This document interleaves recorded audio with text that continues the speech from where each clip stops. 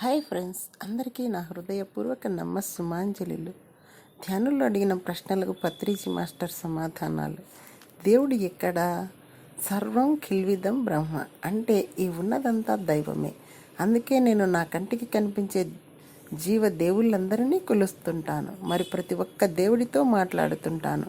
అందరితో కలిసిమెలిసి ఉండటానికి ఊవిళ్ళూరుతూ ఉంటాను. మనలో శక్తి ఎన్ని రకాలుగా ప్రకటితం అవుతుంది? తామసిక, రాజసిక, సాత్విక, నిర్గుణ. తామసిక శక్తి భౌతిక శరీరంతో, రాజసిక శక్తి మనస్సుతో, సాత్విక శక్తి బుద్ధితో, మరి నిర్గుణ శక్తి ఆత్మతో కలిసి ప్రకటితం అవుతూ ఉంటుంది. జంతులోకానికి కూడా ప్రకృతి సూత్రాలు వర్తిస్తాయా? ఖచ్చితంగా వర్తిస్తాయి. పశుపక్షాదులన్నీ కూడా ప్రకృతి సూత్రాలకు బద్దులై అతి సహజంగా జీవిస్తూ ఆనందంగా ఉంటాయి. అందుకే విచారంగా ఉంటూ చావును బాధను తలుచుకొని భయపడుతూ కుమిలిపోయే జంతువులను, పక్షులను మనం ఎప్పుడూ చూడం. జ్ఞానం ఎలా సేకరించుకోవాలి? ప్రతి పువ్వులోనూ అంతో ఇంతో మకరందం ఉన్నట్లే ప్రతి మనిషిలో కూడా స్వల్పంగానో అధికంగానో ఇంగిత జ్ఞానం అన్నది విధిగా ఉంటూనే ఉంటుంది. కాబట్టి ఒకానొక తుమ్మెద ప్రతి పువ్వు నుంచి మకరందాన్ని గ్రోలినట్లు ఒకానొక ముముక్షు ఏ ఒక్కరిని విస్మరించకుండా ప్రతి ఒక్కరి నుంచి ఇంగిత జ్ఞానాన్ని విధిగా సేకరించుకోవాలి. అలా సేకరించుకున్న జ్ఞానాన్ని ఆచరణ ద్వారా తన అనుభవ జ్ఞానంలా మలచుకుంటూ దానిని మళ్ళీ 10 మందితో పంచుకోవాలి. సర్వకాల సర్వావస్థల్లోనూ జ్ఞాన సేకరణ మాత్రం ఇదే.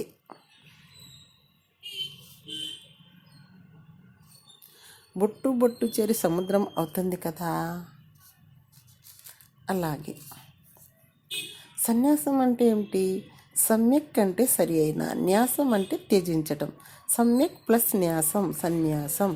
సన్యాసం అంటే సరి అయిన వాటిని త్యజించటం. సన్యాసం అన్నది 4 రకాలు.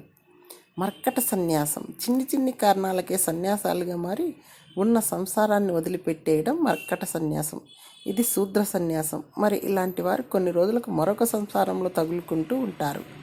ఆపత్ సన్యాసం, ఇప్పుడో మరి కాసేపట్లో చనిపోతానని తెలిసి స్వర్గంలో స్థానం పొందాలి అన్న ఆశతో సన్యాసాన్ని స్వీకరించడం ఆపత్ సన్యాసం. ఇది వైశ్య సన్యాసం. వివిధిష సన్యాసం, సత్యాన్ని తెలుసుకోవాలన్న తీవ్ర ఆకాంక్ష మరియు జ్ఞానతృష్ణతో తమకు ఉన్న ప్రతి దానిని త్యజించి తీసుకునే సన్యాసం వివిధిష సన్యాసం. మేధోతత్వానికి చెందిన వివేకానందుని లాంటి వారు ఇందుకు ఉదాహరణ. ఇది క్షత్రియ సన్యాసం. విద్వత్ సన్యాసం, సన్యాసాల్లోకెల్లా అత్యున్నత ఆత్మస్థాయికి చెందిన సన్యాసమే విద్వత్ సన్యాసం. బ్రహ్మజ్ఞానులైన విద్వత్ సన్యాసులు తమ సంసారాన్ని కాకుండా సంసారం పట్ల తమకు ఉన్న తాదాత్మ్యాన్ని మాత్రం వదిలిపెడతారు. వారు తమ దైనందిన జీవితంలో అవసరమైన వాటిని వదిలిపెట్టి అవసరమైన వాటికే పరిమితం అవుతూ సంసారంలోనే నిర్వాణం చెందుతూ ఉంటారు. ఇది బ్రాహ్మణ సన్యాసం. ఇది పిరమిడ్ మాస్టర్లకు స్వంతం. ధ్యానం నేర్చుకోవాలంటే ఏమైనా పెట్టుబడి పెట్టాలా?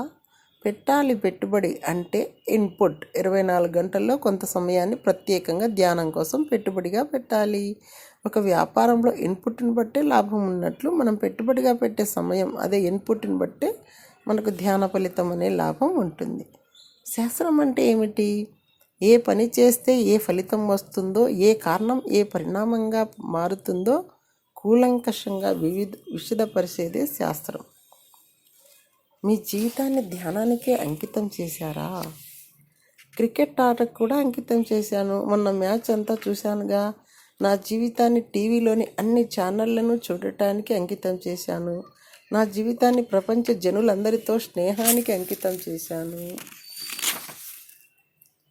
జీవితం ఒక ఉత్సవం ఎప్పుడవుతుంది?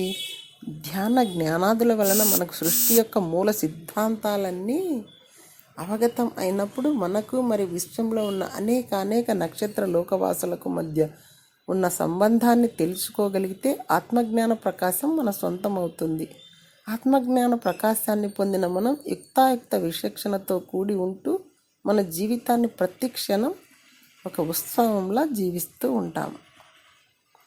ఈ మధ్య చాలామంది డాక్టర్స్ తమ ప్రిస్క్రిప్షన్స్లో మందులతో పాటు మెడిటేషన్ కూడా చేయమని వ్రాస్తున్నారు. సత్యం కావాలని కోరుకోకుండా ఎవరుంటారు? వారు డాక్టర్ కానీ, పేషెంట్ కానీ, గృహిణి కానీ, రాజు కానీ, పేద కానీ, పండితుడు కానీ, పామరుడు కానీ, ప్రధానమంత్రి కానీ, మరి బంట్రోతు కానీ, ఎవరికైతే సత్యం కావాలో, మరి ఎవరైతే జీవితాన్ని శాంతిమయంగా జీవించాలో